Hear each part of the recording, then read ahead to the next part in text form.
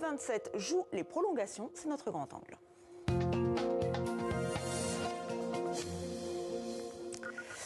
Et oui, elle continue la COP27 jusqu'à demain au moins. Toujours pas d'accord en vue. Beaucoup de questions restent en suspens. Un sommet suivi avec attention par nos invités. Jean-Charles Hourcade, bonjour, bienvenue. Bonjour. Vous êtes directeur de recherche émérite au Centre international de recherche sur l'environnement et le développement, le CIRED. Auteur aussi, co-auteur évidemment du rapport du GIEC en 2018. Et Clément Sénéchal, bonjour. Bonjour. Vous êtes chargé de campagne climat de Greenpeace. Alors la COP27 est prolongée jusqu'à demain samedi. C'est une bonne ou une mauvaise nouvelle finalement? Jean-Charles Hourcade. J'aimerais dire ni l'un ni l'autre. Pour ceux qui ont assisté au COP depuis longtemps, ça ne pouvait pas se passer de façon enthousiaste, vu l'ambiance dans laquelle on est, et vu le fait que vous savez que la perception des pays pour l'Afrique du Sud par rapport au conflit russo-ukrainien n'est pas exactement la même que la nôtre, et qu'ensuite on a 20 ans de malentendus accumulés sur les questions de financement Nord-Sud sur le climat. Donc vous mettez les 20 ans de malentendus plus l'ambiance actuelle, ça aurait été surprenant que ça se passe très très bien. Oui, ça se passe très très bien, mais là ça fait quand même 2 semaines qu'ils discutent. Clément Sénéchal, on sent que ça bloque. Alors on va revenir sur l'un des sujets qui bloque vraiment. Mais pour vous, finalement, ça veut dire qu'il y a quand même un objectif de se parler. Finalement, c'est une COP qui a fort à faire. Elle doit solder un triple échec. Un premier échec qui est sur l'ambition. Il y a une faillite par rapport aux objectifs qui sont mis sur la table aujourd'hui par les pays, notamment par les pays riches, puisque ça nous mènerait à plus 10,5% d'émissions de gaz à effet de serre à 2030, alors qu'il faudrait quasiment les réduire de moitié. Et une faillite sur la crédibilité, notamment des politiques publiques qui sont mises en œuvre, puisqu'on continue de soutenir, de développer les énergies fossiles. Donc les résultats, c'est que les émissions de gaz à effet de serre augmentent après 27 ans de COP et de négociations climatiques sur le sujet. Une faillite de la solidarité internationale qui engendre aussi un déficit de confiance Nord-Sud, puisque les promesses de financement n'ont jamais été abondées, que ce soit sur les financements internationaux pour l'atténuation des émissions de gaz à effet de serre. Donc comment les pays du Sud parviennent à se développer de manière neutre en carbone, que ce soit sur l'adaptation. Pour vous, ça explique que les discussions continuent. C'est qu'il y a trop de sujets sur la table. Et donc il y a une faillite aussi sur la question des pertes et dommages. Et donc c'est des sujets qui sont aujourd'hui extrêmement tendus parce qu'il y a un déficit de confiance. Et donc là, les États sont en train de s'affronter, notamment sur le fait de savoir si on va avoir un mécanisme de financement dédié sur les pertes et dommages sous l'égide de l'ONU. Et pour l'instant, les États-Unis et le Japon bloquent sur ce point. Et ils s'affrontent aussi sur la question du langage à propos de la sortie des énergies fossiles. Pour l'instant, ce qui est dans le texte, dans le brouillon, n'est pas à la hauteur. Ce qu'il faudrait, c'est une sortie de toutes les énergies fossiles, alors, gaz compris, avec un calendrier qui soit là, vous avez vraiment fait toute la palette. On va y revenir, vraiment tout au long de ce grand angle. Je voudrais juste qu'on écoute des ministres qui sont, eux, un peu agacés que, justement, ça patine, on les écoute. Je suis frustré que l'engagement politique ne soit pas encore traduit en action politique, afin que nous puissions créer un fonds pour aider les victimes d'inondations et d'ouragans. Ne vous y trompez pas, 2050 sera trop tard pour beaucoup d'entre nous. C'est 2030 qui est la décennie décisive et dangereuse. Ainsi, une justice climatique retardée sera une justice climatique manquée. Voilà, donc pour ce constat de la ministre pakistanaise pour le climat, est-ce que tout ça c'est une histoire de gros sous finalement, Jean-Charles Hourcade? Dit comme ça, bien sûr, ça fait bizarre. Mais je vais pas revenir, parce que j'ai beaucoup de nuances à faire sur ce que j'entends. Attendez. Oui, mais là, deux tiers, sinon c'est du théâtre. 2 tiers des investissements qui doivent être faits dans le monde pour rester sous les 2 degrés, d'accord, ça doit être fait dans les pays en développement. Ça, c'est le truc tranquille, quoi. Il n'y a pas de problème. Donc, les gars, aujourd'hui, dans les pays en développement, ils sont dans pratiquement l'essentiel d'entre eux, sauf la Chine. Je mets la Chine, j'ai été dit comme ça, sous ce qu'on appelle des ratios BBB-. C'est-à-dire, comment ils sont? Ils sont cotés par les marchés internationaux pour avoir accès au financement. Ils n'ont pas accès à des financements, sauf à des tarifs très, très élevés. Alors, on sait ça aussi depuis longtemps. On dit, nous, de toute façon, on ne peut pas... Déjà qu'on ne peut pas faire nos propres infrastructures, parce qu'on n'a pas l'argent. Si en plus il faut faire une transition verte, on a encore moins d'argent. Donc c'est que là que les pays riches devraient les aider à financer des projets plus verts, plus durables? Oui. Alors la question qu'il y a, alors comme ça vous avez tout le spectre, c'est le mot aide qui est embêtant, parce que vu d'ici, on va retomber sur des trucs de style Le Zambèze et puis la Corrèze, pour les jeunes, ça ne se dit pas, mais ça veut dire moi, j'ai ma santé, j'ai l'éducation nationale, etc. Qu'est-ce que je vais foutre du fric là-bas?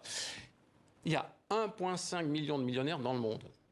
J'en fais partie parce que j'ai un appartement à Paris et j'ai ma maison natale. Vous voyez, bon. Si vous prenez tout ça, ça fait 400 000 milliards. Voilà. Vous prenez 10% de ce capital dans le monde, que les gens comme moi, vous voyez, c'est important, hein, gagnent. Ça suffit pour financer la reconversion des pays du Sud. Or ça, on le sait quand même depuis longtemps. Et pourtant, ça ne se Non, alors pourquoi? Parce que c'est compliqué, je prends un peu plus loin, et donc on a raté quelques étapes. Et on est tous responsables, y compris certaines ONG d'ailleurs. Voilà. Donc il faut au moins avoir ça en tête. Donc il est normal qu'ils fassent ça. Mais là, ils font de la diplomatie aussi. On est en Afrique. Alors une seconde simplement, c'est qu'il y a un problème de fond, qui est, y compris au GIEC aujourd'hui quand on discutait. Si vous regardez les besoins de financement, si vous regardez que ce qu'on appelle la décarbonation, l'essentiel va aller dans les pays d'Amérique latine, Asie du Sud-Est, qui se développent très vite. L'adaptation, c'est les Africains. Les Africains, ils émettent pas beaucoup, donc ils vont pas abattre beaucoup. Par contre, eux, ils ont beaucoup de besoins d'adaptation. Donc c'est ça que l'on entend là. Donc Clémence Sénéchal, vous pensez que c'est une bonne idée, qu'il faut financer ces projets et pourquoi pas faire appel, si je vous suis bien, au secteur privé et même à tout un chacun pour financer des projets plus verts, notamment en Afrique? Oui, c'est indispensable. Ça revient au principe clé de l'accord de Paris, qui est la notion de responsabilité commune mais différenciée, qui renvoie à la dette climatique des pays du Nord, qui ont accumulé beaucoup de gaz à effet de serre dans l'atmosphère pour développer leurs économies sur la base des énergies fossiles et qui ont aujourd'hui les moyens financiers précisément de permettre un développement plus vertueux auprès des pays du Sud. L'Afrique, par exemple, c'est 54 pays, c'est 3% à peine des émissions de gaz à effet de serre. Et pourtant, c'est 60% de l'extrême pauvreté mondiale. C'est 600 millions de personnes qui n'ont pas accès à l'électricité. Et c'est déjà entre 3 et 8% du PIB de ces pays-là qui est dédié au réchauffement, à faire face au réchauffement climatique. Donc une des solutions, c'est effectivement une solution fiscale, et c'est d'ailleurs ce qui a été discuté cette année à la COP27 et qui renvoie au débat national, c'est la taxation typiquement des super-profits des entreprises fossiles, qui amassent aujourd'hui une plus-value faramineuse, tout en multipliant, en étant responsable de la multiplication des événements climatiques extrêmes dans ces pays-là. Voilà, une proposition qui semble vous faire tiquer, Jean-Charles Hourcade. Parce que les taxes, ça ne marche pas souvent. Je rappelle que la taxe carbone, qui devait être mise en place, c'était en 1989. Ah oui. Alors, quand on a peu de temps, je ne vais pas dire que je suis en désaccord avec ce qu'il dit, je dis simplement que, de fait, il y a des problèmes. Où est-ce qu'on trouve l'argent? D'accord? Ça fait de la taxe, mais ça, excusez-moi, ça a aussi moi, mes enfants qui achètent des appartements, etc. Enfin, il y a parce que déjà, on devait donner 100 milliards par an. Alors, j'y viens. Et on ne les donne pas. J'y viens. Il y a un problème à résoudre tout de suite. Sinon, on est foutu. On ne peut pas attendre qu'il n'y ait plus d'inégalité dans le monde pour que ça marche. On ne peut pas réformer tout le système bancaire. Il faut partir tout de suite, créer un système de confiance tout de suite. Il y a un truc qu'on ne dit pas. Et alors, j'ai participé à un rapport du Fonds vert climat qui le dit très bien. Je vous promets que ça, c'est vrai. C'est qu'il y a à la fois un problème de où trouver l'argent. Deuxièmement, il y a un problème de comment on débloque les projets. Aujourd'hui, vous avez beaucoup de projets qui seraient sur le papier rentables et qu'on ne fait pas. Parce qu'il y a ce qu'on appelle en économie les coûts de transaction. C'est-à-dire que vous êtes forcé de discuter avec beaucoup de guichets. Vous avez un petit peu de corruption, vous avez un petit peu d'intermédiaire. Et puis celui qui vous aide peut être un peu intéressé. Et donc beaucoup de projets qui pourraient se faire à l'échelle locale, on en a besoin, ne se font pas à cause de ça. Donc il faut trouver des procédures de financement. Alors vous allez admettre qu'on peut en trouver, oui. D'accord, taxer ou autre chose. Je pense qu'il y a autre chose aussi. Deuxièmement, il faut débloquer. Et c'est très important parce que quand, par exemple, je vois l'accord sur ce qui va être signé, ça, on pourra en parler un petit peu après, c'est très bien pour les classifications, c'est très bien, on peut en discuter. Mais en tout cas, on voit bien. La question qui se pose, c'est qu'il y a à faire des projets au ras du sol, au niveau des villages, au niveau des villes, dans beaucoup d'autres domaines. Et ça, pour vous, c'est pas assez fait. Clémence Sénéchal, justement, qu'est-ce qu'on peut mettre en place? On finance des projets plus proches, c'est ce que vous nous dites, plus proches des préoccupations des uns et des autres. C'est ce que vous défendez à Greenpeace? Oui, mais il faut pas abandonner la question des financements publics, comme essayent par exemple de faire les États-Unis avec des marchés carbone volontaires, etc. Oui. Pourquoi? Parce que l'atténuation, éventuellement, ça peut être rentable si on développe des énergies renouvelables, des éoliennes, des panneaux solaires. Sur l'adaptation, on met en place des infrastructures publiques, par exemple, c'est beaucoup moins le cas. Et sur la question des pertes et dommages, donc on va réparer financièrement les dégâts irréversibles du réchauffement climatique, on ne va pas se faire de l'argent là-dessus et ça ne va pas être rentable. Voilà. Et donc là, on a une problématique. Par exemple, l'Allemagne, elle propose des mécanismes assurantiels. Je suis désolé, c'est obscène. C'est-à-dire qu'on va dire à ces pays-là, assurez-vous contre les dégâts que nous, on provoque avec nos émissions de gaz à effet de serre et puis on va récupérer en plus de l'argent là-dessus.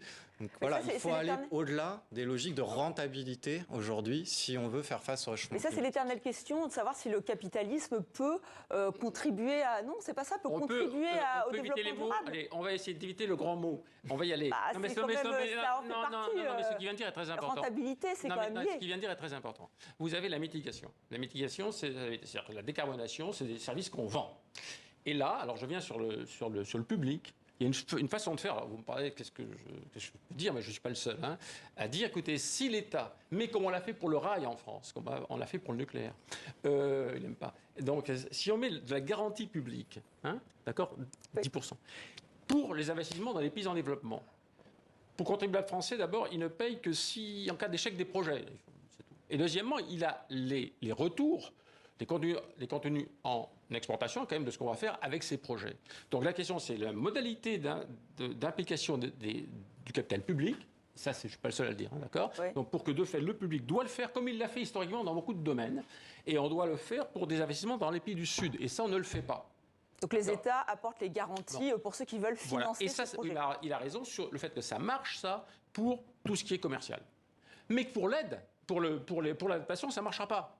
Donc il faut que dans l'adaptation aujourd'hui, alors je ne suis pas le seul à le dire, encore une fois, c'est dans des rapports très officiels, bon, c'est que la Banque mondiale aujourd'hui, je dois dire, elle finance trop de mitigation, trop de décarbonation. Elle devrait faire vraiment presque uniquement de l'adaptation. Parce que l'adaptation, ce n'est pas commercial. Et donc il faut trouver un mécanisme où d'un côté vous avez de l'aide, de la vraie aide, quoi. Et de l'autre côté, oui, de fait, on va convoquer l'argent privé. Bon, voilà. Clément Sénéchal, vous pouvez répondre à cette proposition de M. Rocade.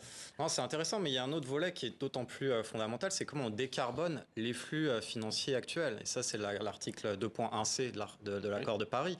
Et aujourd'hui, on continue à financer, à investir massivement dans les énergies fossiles, que ce soit via des canaux publics ou via des canaux privés. La BCE, elle continue de financer des sous-jacents fossiles à tout va. Et si on regarde les chiffres de l'OCDE qui sont sortis pour l'année dernière, les subventions publiques pour les énergies fossiles, elles ont doublé. Donc voilà, on continue encore d'alimenter ce qui est la cause essentielle du réchauffement climatique. Aujourd'hui, ce sont les énergies fossiles. J'ai un point de désaccord là. On vous réinvitera parce que là, on n'a plus le temps malheureusement. C'est la culture. Mais merci de nous avoir donc expliqué ce côté effectivement financement vert. Merci à tous les deux.